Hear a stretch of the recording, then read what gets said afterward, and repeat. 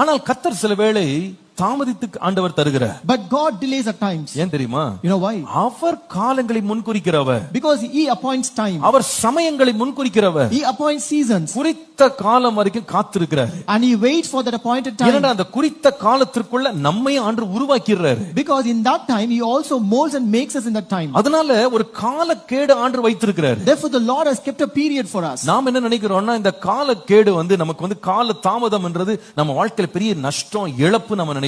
We consider that delay period is a great loss in our life. சரீரம் சோர்ந்து போகலாம், நான் சந்தேகப்படல. Your physical body may grow weary, I don't doubt that. ஆனால் கர்த்தருக்கு காத்திருக்கிற காலத்துல கர்த்தரை நாம நோக்கி பார்த்திருப்போமானா நம்முடைய சரீரம் சோர்ந்து போனாலும் ஆத்துமாவை தேவன் பலப்படுத்துவார். But in the time when you wait on the Lord, when you look upon the Lord rather than your body, then the Lord will strengthen your soul. ஆத்துமாவை பலப்படுத்தும் போது, when the Lord strengthens our soul, கர்த்தர் குறித்ததை நமக்கு செய்கிற காரியத்தை நாம பெறும்போது நம்முடைய ஆத்துமா திட மனதோடு அந்த காரியத்தை எடுத்து செய்வதற்கு கர்த்தருடைய பலனால் நிரப்பப்படும். When the soul receives what the Lord has promised, then our soul also rises up encouraged to do things which we have பின்பு நாம சொல்லுவோம் இந்த தாமதமும் என் வாழ்க்கையில ரொம்ப ரொம்ப நல்லது. And later we will say this delay is also good in my life. இதனால நான் ரொம்ப பலன் அடைஞ்சிருக்கேன். Because of which I was strengthened more. இதனால என்னுடைய வாழ்க்கையில பெரிய சத்துவம் எனக்குள்ள வந்திருக்கு. Because of this I received more strength and might. அநேக காரியங்களை கையாளுவதற்கு ஆண்டவர் எனக்கு நிறைய கிருபையை கொடுத்திருக்கிறார். The Lord gave me abundant grace to handle many things. நான் கடந்து வந்த இந்த நீண்ட பாதையில நான் கற்றுக்கொண்ட